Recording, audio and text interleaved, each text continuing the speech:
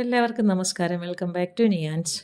തേങ്ങയൊന്നും അരയ്ക്കാതെ വളരെ പെട്ടെന്ന് തയ്യാറാക്കാൻ പറ്റുന്ന 2 തരം ഒഴിച്ചുകറികളുടെ റെസിപ്പിയാണ് ഇന്നത്തെ വീഡിയോയിലുള്ളത്. ഇത് ചോറിൻ്റെ കൂടെ മാത്രമല്ല, അപ്പത്തിനോ ദോശയ്ക്കോ ഇഡ്ഡലിക്കോ ഒക്കെ സൈഡായിട്ട് കഴിക്കാൻ പറ്റിയ കറികളാണ്. ആദ്യം മത്തങ്ങയും പരിപ്പും കൊണ്ടുള്ള കറിയാണ്. ഇതെങ്ങനെയാണ് തയ്യാറാക്കുന്നത് നോക്കാം. ഈ കറി തയ്യാറാക്കുന്നതിന് വേണ്ടി ചെറിയൊരു കഷ്ണം മത്തങ്ങ എടുത്തിട്ടുണ്ട്. അപ്പോൾ ഇതിനെ ഒന്ന് അതിൻ്റെ തൊലിയൊക്കെ കളഞ്ഞൊന്ന് വൃത്തിയാക്കി എടുക്കാം. വളരെ ചെറിയൊരു പീസ് മാത്രമാണ് എടുത്തിരിക്കുന്നത്. ഒരുപാട് മത്തങ്ങ എടുക്കേണ്ട. മത്തങ്ങ ഒരുപാടായിപ്പോയാൽ കറിക്ക് മധുരം കൂടും. ഒരു ചെറിയ പീസ് മാത്രം മതിയാകും. അപ്പോൾ ഇതേപോലെ തൊലിയൊക്കെ കളഞ്ഞ് വൃത്തിയാക്കി എടുക്കാം. ഉൾഭാഗത്തെ കുരുവൊക്കെ ഒന്ന് കളഞ്ഞ് നന്നായിട്ടൊന്ന് കഴുകി വൃത്തിയാക്കി എടുക്കാം. ഇനി കഴുകി വൃത്തിയാക്കിയ മത്തങ്ങ ഒന്ന് കട്ട് ചെയ്തെടുക്കാം. കുക്കറിലേക്കിട്ട് വേവിച്ചെടുക്കാനാണ്. അപ്പോൾ അതുകൊണ്ട് അത്യാവശ്യം വലിയ വലിയ പീസസായിട്ട് തന്നെ മുറിച്ചെടുക്കാം. ആദ്യം ഇതേപോലെ രണ്ടായിട്ടൊന്ന് കട്ട് ചെയ്തെടുക്കാം. ഇനി ഇതിനെ ഇതേപോലെ നീളത്തിലൊന്ന് മുറിച്ചതിന് ശേഷം ഇതേപോലെ ഒരു 3-4 കഷ്ണങ്ങളായിട്ട് മുറിച്ചെടുക്കാം. മത്തങ്ങയും പരിപ്പും ആയതുകൊണ്ട് തന്നെ കറി കുറച്ച് തിക്കായിട്ടായിരിക്കും ഇരിക്കുന്നത്. അപ്പോൾ നമുക്കിത് രണ്ടും വളരെ കുറച്ച് ക്വാണ്ടിറ്റി മാത്രം ചേർത്ത് കൊടുത്താൽ മതിയാകും. ഒഴിച്ചു കറി ആയതുകൊണ്ട് തന്നെ കുറച്ച് ലൂസായിട്ടിരിക്കുന്നതാണ് നല്ലത്. അപ്പോൾ ഇതേപോലെ ഈ എടുത്തു വെച്ചിരുന്ന മത്തങ്ങ അത്രയും മുറിച്ചെടുത്തിട്ടുണ്ട്. ഇനി ഇതിനെ കുക്കറിലേക്ക് ഇട്ട് കൊടുക്കാം. കുക്കറിലേക്ക് ഇട്ട് കൊടുത്തതിന് ശേഷം അതിനെ അങ്ങോട്ട് മാറ്റി വയ്ക്കാം. ഇനി ഇതിലേക്ക് ഒരു 1/4 കപ്പ് സാമ്പാർ പരിപ്പാണ് ചേർത്ത് കൊടുക്കുന്നത്. ഒരു പാത്രത്തിലേക്ക് ഇട്ട് കൊടുത്തതിന് ശേഷം നന്നായിട്ടൊന്ന് കഴുകി വൃത്തിയാക്കി എടുക്കാം. ഇനി കഴുകിയതിന് ശേഷം കുക്കറിലെ മത്തങ്ങയിലേക്ക് ഈ പരിപ്പും കൂടെ ചേർത്ത് കൊടുക്കാം. ഇപ്പം കഴുകി വൃത്തിയാക്കിയ പരിപ്പ് ആ മത്തങ്ങയിലേക്ക് ഇട്ട് കൊടുക്കാം. ഇട്ട് കൊടുത്തതിന് ശേഷം അതിലേക്ക് വെള്ളവും കൂടെ ചേർത്ത് കൊടുക്കണം. അപ്പം മത്തങ്ങയും പരിപ്പും ഇപ്പം കുക്കറിലേക്ക് ആയിട്ടുണ്ട്. ഇനി ഇതിലേക്ക് നമുക്ക് വെള്ളവും കൂടെ ഒഴിച്ചു കൊടുക്കാം.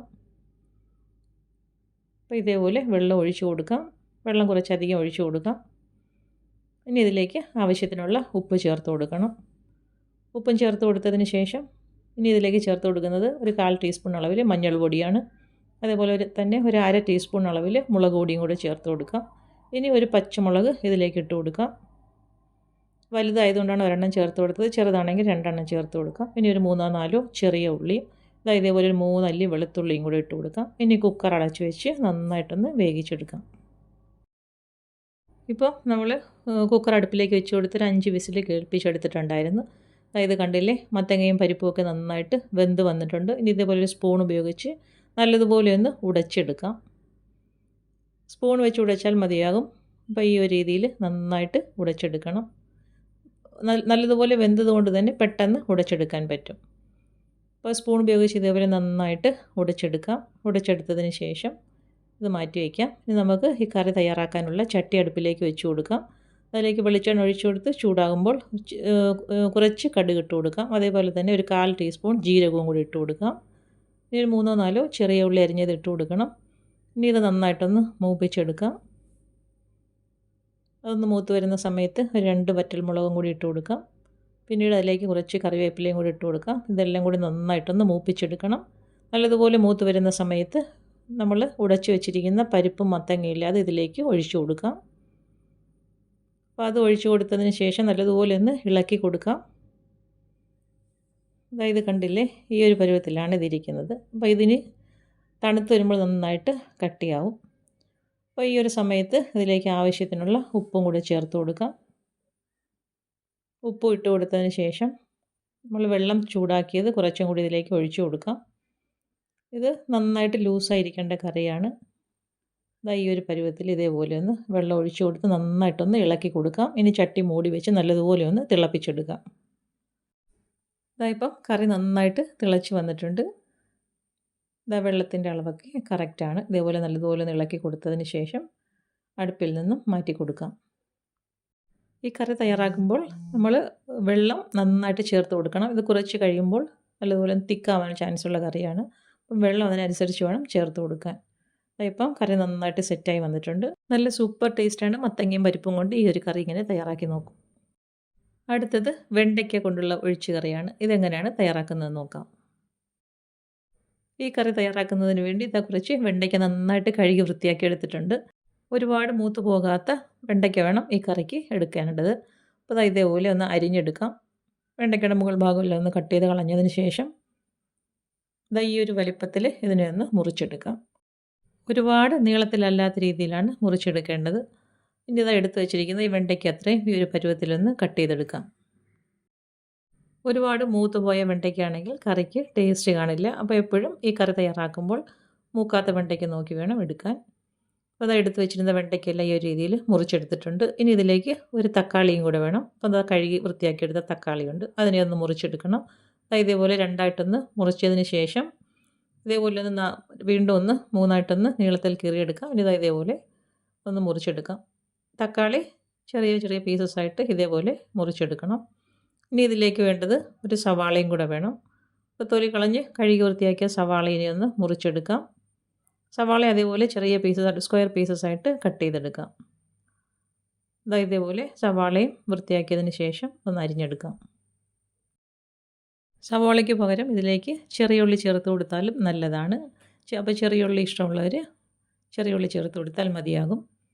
അപ്പോൾ ഈ ഒരു വലിപ്പത്തിൽ സവാളയും കൂടി കട്ട് ചെയ്തെടുക്കാം. സവാളയും മുറിച്ചെടുത്തതിന് ശേഷം അത് മാറ്റി വയ്ക്കാം. ഇനി കറി തയ്യാറാക്കാനുള്ള ചട്ടി അടുപ്പിലേക്ക് വെച്ച് കൊടുത്തിട്ടുണ്ട്. വെളിച്ചെണ്ണ ഒഴിച്ചു കൊടുത്ത് ചൂടാകുമ്പോൾ അതിലേക്ക് കുറച്ച് കടുകും ഉലുവയും വറ്റൽമുളകും ഇട്ട് കൊടുക്കാം. ഇനി അതൊന്ന് മൂത്ത് വരുന്ന സമയത്ത് കറിവേപ്പിലയും കൂടി ഇട്ട് കൊടുക്കാം. ഇനി ഇതെല്ലാം കൂടി നന്നായിട്ടൊന്ന് മൂപ്പിച്ചെടുക്കണം. ഇതെല്ലാം കൂടി നല്ലതുപോലെ മൂത്ത് വരുന്ന സമയത്ത് അരിഞ്ഞ് വെച്ചിരിക്കുന്ന സവാള ഇതിലേക്ക് ഇട്ട് കൊടുക്കാം. സവാള ഇട്ട് കൊടുത്ത് നല്ലതുപോലെ ഒന്ന് വഴറ്റി കൊടുക്കണം. ഏകദേശം 1 മിനിറ്റോളം സവാള എണ്ണയിലിട്ട് നല്ലതുപോലെ ഒന്ന് വഴറ്റി കൊടുക്കാം. സവാള പെട്ടെന്നൊന്ന് വഴണ്ട് കിട്ടാൻ വേണ്ടി നമുക്കിതിലേക്ക് ഉപ്പും കൂടെ ചേർത്ത് കൊടുക്കാം. അപ്പോൾ അത് കറിക്ക് ആവശ്യമുള്ള ഉപ്പ് ഈ സമയത്ത് ഇതിലേക്ക് ചേർത്ത് കൊടുക്കാം. ഉപ്പും ചേർത്ത് കൊടുത്തതിന് ശേഷം വീണ്ടും സവാള നല്ലതുപോലെ ഒന്ന് വഴറ്റി കൊടുക്കണം. ഇനിയിപ്പോൾ സവാള പെട്ടെന്ന് തന്നെ വഴണ്ട് കിട്ടും. ഇപ്പോൾ അത് സവാള നന്നായിട്ട് വഴണ്ട് കളറൊക്കെ ഒന്ന് മാറി വന്നിട്ടുണ്ട്. ഈ സമയത്ത് അരിഞ്ഞു വെച്ചിരിക്കുന്ന വെണ്ടയ്ക്ക ഇതിലേക്ക് ചേർത്ത് കൊടുക്കാം. വെണ്ടയ്ക്ക ഇട്ട് കൊടുത്തതിന് ശേഷം അതൊന്ന് വഴറ്റി കൊടുക്കണം. ഏകദേശം ഒരു 2 മിനിറ്റോളം സവാള ഈ എണ്ണയിലിട്ട് നല്ലതുപോലെ ഒന്ന് വഴറ്റി കൊടുക്കാം. പെട്ടെന്ന് തന്നെ ഒരുപാട് മൂക്കാത്ത വെണ്ടയ്ക്ക ആയതുകൊണ്ട് പെട്ടെന്ന് തന്നെ ഇതും വഴണ്ട് കിട്ടും. അപ്പോൾ ഈ ഒരു രീതിയിൽ നല്ലതുപോലെ ഒന്ന് ഇളക്കി വഴറ്റിയെടുക്കാം. ഇപ്പോൾ ഇതാ വെണ്ടയ്ക്ക ഇട്ട് കൊടുത്ത് ഒരു 2 മിനിറ്റ് നന്നായിട്ടൊന്ന് ഞാൻ വഴറ്റി കൊടുത്തിട്ടുണ്ട്. ഇനി ഇതിലേക്ക് 1/2 ടീസ്പൂൺ അളവിൽ മുളക് പൊടി ചേർത്ത് കൊടുക്കാം. 1 ടീസ്പൂൺ മല്ലിപ്പൊടിയും കൂടെ ചേർത്ത് കൊടുക്കണം. ഇനി ഒരു 1/4 ടീസ്പൂൺ അളവിൽ മഞ്ഞൾപ്പൊടിയും ചേർത്ത് കൊടുക്കാം. ഇനി ഇതിലേക്ക് ചേർത്ത് കൊടുക്കേണ്ടത് 1 ടീസ്പൂൺ സാമ്പാർ മസാലയാണ്. അതും കൂടി ചേർത്ത് കൊടുത്തതിന് ശേഷം നന്നായിട്ടൊന്ന് മൂപ്പിച്ചെടുക്കണം. സാമ്പാർ മസാല ഇല്ലയെന്നുണ്ടെങ്കിൽ മുളക് പൊടിയുടെ മല്ലിപ്പൊടിയുടെയൊക്കെ അളവ് കുറച്ചുകൂടെ കൂട്ടി കൊടുത്താൽ മതിയാകും. അപ്പം മസാലപ്പൊടികളെല്ലാം നന്നായിട്ടൊന്ന് മൂത്ത് വരണം. അപ്പോൾ ഫ്ലെയിം നന്നായി സിമ്മിലാക്കി കൊടുത്തതിന് ശേഷം ഇതേപോലെ നല്ലതുപോലെ ഒന്ന് വഴറ്റി കൊടുക്കാം.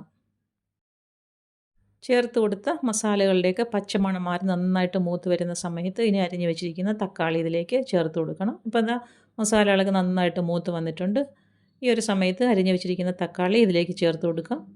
തക്കാളിയും ചേർത്ത് കൊടുത്തതിന് ശേഷം വീണ്ടും നല്ലതുപോലെ ഒന്ന് വഴറ്റി കൊടുക്കണം. ഇനി തക്കാളി ഒന്ന് വെന്ത് കിട്ടണം. അതിനുവേണ്ടി നന്നായിട്ടൊന്ന് ഇളക്കി കൊടുത്തതിന് ശേഷം ചട്ടി മൂടി വെച്ച് ഫ്ലെയിം നല്ലതുപോലെ സിമ്മിലാക്കി കൊടുത്തതിന് ശേഷം 1 മിനിറ്റ് ഒന്ന് വെയിറ്റ് ചെയ്യാം. അപ്പോൾ അത് 1 മിനിറ്റ് കഴിഞ്ഞിട്ടുണ്ട്. ഇപ്പോൾ തക്കാളിയൊക്കെ ഏകദേശം ഒന്ന് വെന്ത് വന്നിട്ടുണ്ട്. നന്നായിട്ടൊന്നുകൂടി ഒന്ന് ഇളക്കി കൊടുക്കാം. ഇതേപോലെ നന്നായിട്ട് ഇളക്കി കൊടുത്തതിന് ശേഷം ഇനി നമുക്കിതിലേക്ക് ആവശ്യത്തിനുള്ള വെള്ളം ചേർത്ത് കൊടുക്കാം.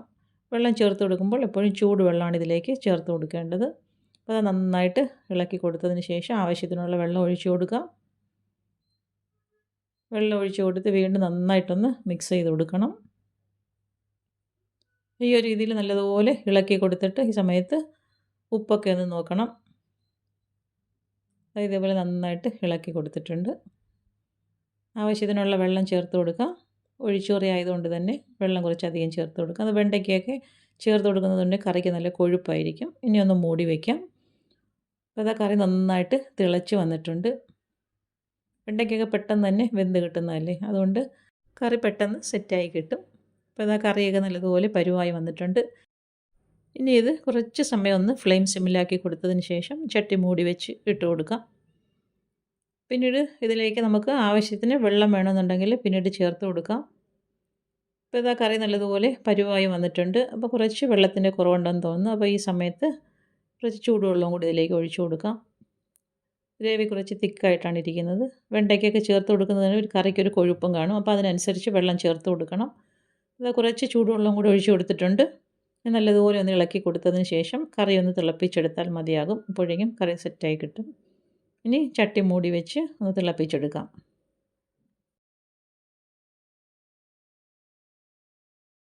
ഇതാ ഇപ്പോൾ ആവശ്യത്തിന് ഗ്രേവിയൊക്കെ ആയിട്ടുണ്ട്. കറി നല്ലതുപോലെ തിളച്ച് സെറ്റായി കിട്ടിയിട്ടുണ്ട്. ഇനി നമുക്ക് ഫ്ലെയിം ഓഫ് ചെയ്ത് കൊടുക്കാം.